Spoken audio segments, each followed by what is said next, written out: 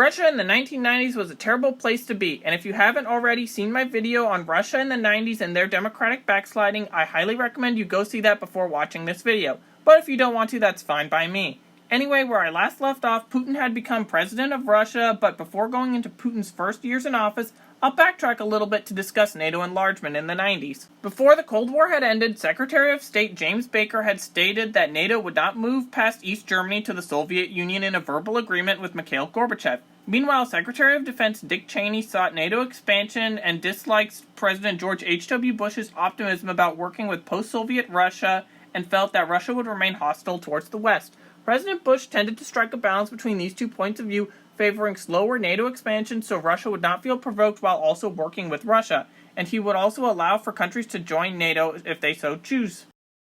Bill Clinton, however, came into office with very little foreign policy experience and decided that rapid NATO expansion was the way to go as many countries wanted to join NATO, where Russian President Boris Yeltsin exploded, but there was little that he could do as Russia was in a pretty crappy state.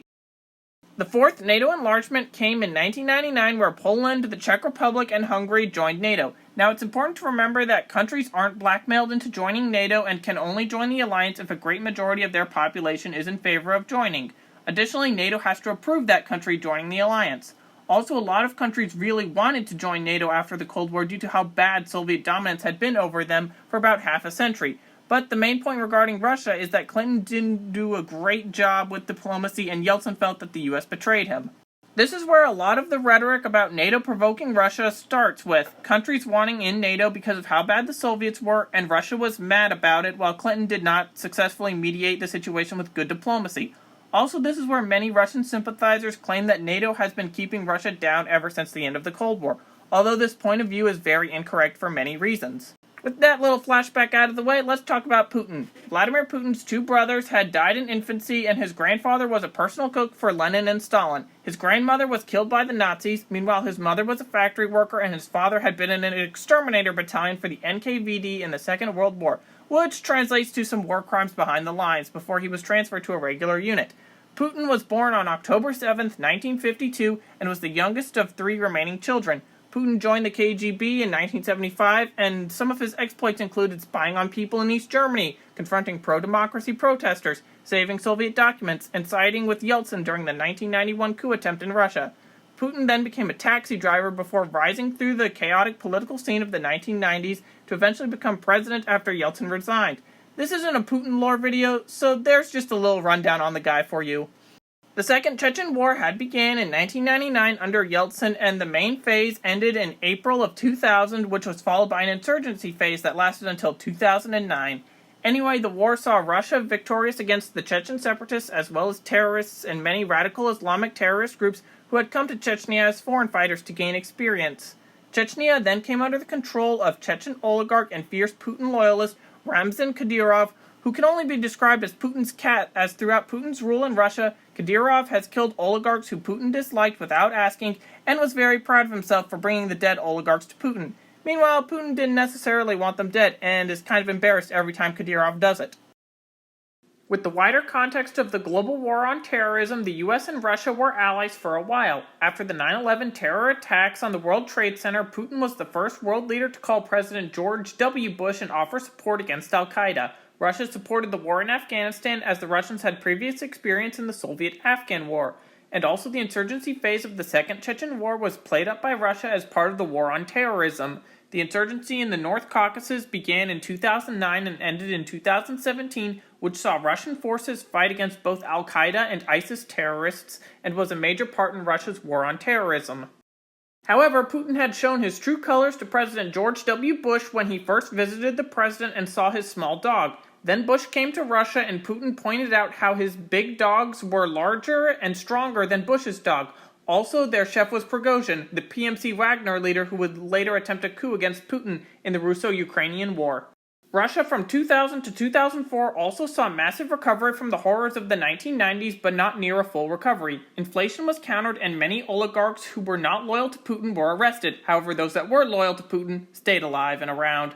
Additionally, there was a massive crackdown on mafia activities, and to further counter the poor economy, Putin exported Russian oil, which helped a lot out in the economy, but for the time being, the unknown Vladimir Putin, who looked like an insurance salesman who came to power after Yeltsin resigned, was viewed quite positively, but all of that was about to change. In 2004, the fifth NATO enlargement occurred where Latvia, Lithuania, Estonia, Bulgaria, Romania, Slovakia, and Slovenia all joined NATO. Putin went crazy about this and regarded NATO enlargement as a threat to Russia, despite the fact that there were no hostilities between NATO and Russia, and that they were working together in the war on terror. Now, Putin's Russia regarded NATO as a threat, as all these countries voted overwhelmingly to join NATO. But Putin didn't see it that way and claimed that the US was using NATO as threats, and to all the member states were being treated like vassals, which was very far from the truth. Putin now wanted a multipolar world instead of a unipolar world where the US was the global hegemon at the end of the Cold War's bipolar world. As Russia turned to a revisionist state where Putin wanted to make Russia a dominant and competitive global power once again, the color revolutions occurred throughout many post-Soviet states which saw a democratic transition. I already made a video on the color revolutions, but for the purposes of this video, Putin lost his authoritarian bros to popular protests and claims it was all an American plot. The next major piece of Russian revisionism came in 2008, where there had been some talk in the air about Georgia and Ukraine joining NATO, but that was never going to happen in 2008, nor were there any hard plans for them to join NATO at the time, as the idea was strongly rejected by Germany and France. But the result was the 2008 Georgia War, which started when the Russian-backed South Ossetian separatists began shelling Georgian peacekeepers, and Russia decided to launch an invasion with a peace enforcement military invasion into the country.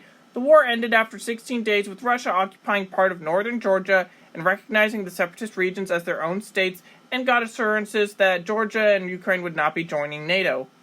U.S. Senator and 2008 presidential candidate John McCain was fiercely against Russian military interventions and Russian revisionism in general. McCain constantly championed ideas of checking Russia and challenging Russian global expansion from 2004 until his death until 2018. He was strongly disliked by Putin and secured American support for Ukraine and Georgia during the age of Russian revisionism.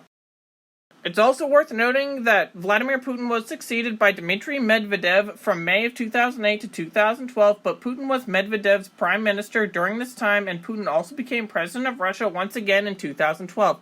So, although Medvedev had a liberalization platform, he also had pretty much the same agenda as Putin for a multipolar world and revisionism. November of 2013 to February 2014 saw the Euromaidan in Ukraine, where Russian-backed Ukrainian President Viktor Yanukovych wanted to withdraw plans for Ukraine entering the EU after having a last-minute meeting with Vladimir Putin.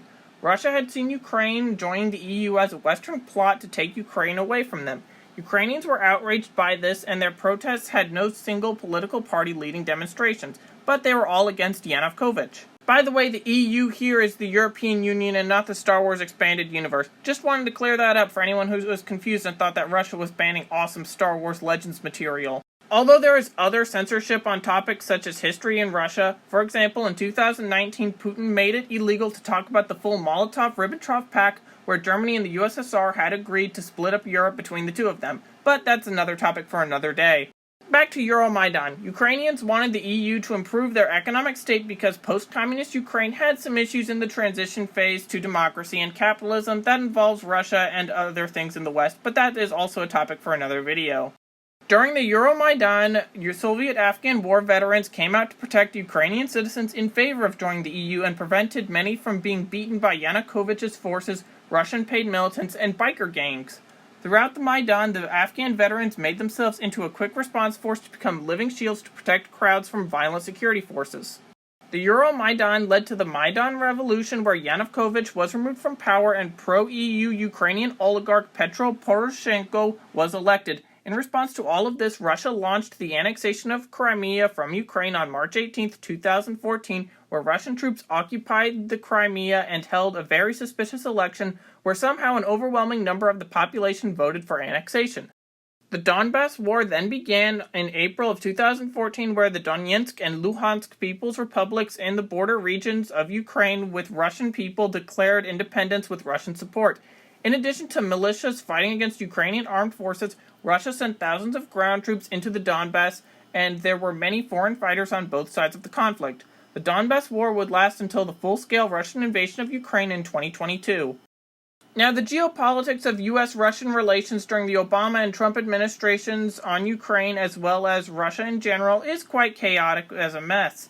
After the Russian annexation and semi-invasion of Ukraine in 2014, Obama provided night vision goggles and blankets to Ukraine. Not the best equipment for fighting a war, but still valuable to its own extent. Trump was the first president to give lethal military aid to Ukraine as he followed a policy of deterrence through force, and that policy essentially halted further open Russian incursions on Ukraine as well as other states while keeping the existing situation as a stalemate. During the Syrian civil war, which began in 2011, Russia supported Syrian President Bashar al-Assad and sent military forces to the country in 2015 to combat both Syrian rebel forces and ISIS. Assad chemically bombed his own people and had some trouble without Russian support, as the rest of the world really didn't care for the guy. Russia began withdrawing troops in 2016, but continued operations in cooperation with and independent of the Assad regime. As information of January of 2023, Russian forces are still on the ground in Syria, especially in the northwest, where they provide training and support attacks on the rebels. Meanwhile, Russian air forces are indefinitely deployed to Syria. Furthermore, Russia tends to look the other way when it comes to Assad's massive drug exporting empire in the Middle East. Another massive aspect to Russian revisionism has been the rise of Russian PMCs, primarily in Africa, but also operating worldwide. There are a lot of other Russian PMCs other than Wagner that operate globally, and I can't really cover all of them in this video alone, nor can I discuss all of the countries where operations of these PMCs are entangled in, as that would have to be its own video in the future. And if that's something that you, the viewers, would like to see, let me know in the comments. But the main point is that Russian PMCs tend to go to authoritarian leaders or countries where they are security vacuums, and they get paid lots of cash to be as brutal as they see fit. They have heavily supported the coup belt in Africa and other countries. Russia is also part of the axis of upheaval and sometimes is allied with the axis of resistance, which aims to spread revolutionary Shia Islam, anti-Zionism, anti-Westernism, and opposition to Gulf states. Anyway, the axis of upheaval is also referred to as CRINC and is the deadly quarter, as it consists of China, Russia, India, and North Korea collaborating together since the early 2020s to work together with anti-Western goals as they instigate and fuel global geopolitical conflicts. The war in Afghanistan would come to a tragic end with the fall of Kabul in 2021, where the Taliban took control over Afghanistan. There were also many geopolitical and geostrategic implications with how poor the evacuation went. America was viewed as weak, and Russian revisionists saw the post-global war on terrorism era as a time to challenge American hegemony, and other states have seen it as an opportunity in challenging the idea of a unipolar world and the idea of a world where states do not invade one another. In 2022, Russia launched their invasion of Ukraine, and as the war is still ongoing as of 2024 when I'm making this video, it is impossible to determine the future of Russian revisionism as well as the future of Russia. The outcome of the war could have profound impacts on Russian revisionism, or it could have very little impact depending on how it goes. The war has not gone as planned for Russia so far at all, and Russian revisionism is something to keep an eye on throughout the post-global war on terrorism era. Of course, this video was just a summary of Russian revisionism from 2004 to 2022. There's a lot that I left out for time purposes, but what did you think of my analysis of Russian revisionism in this time period? Are there any other events that I left out or should have mentioned? Let me know in the comments, and thank you for watching.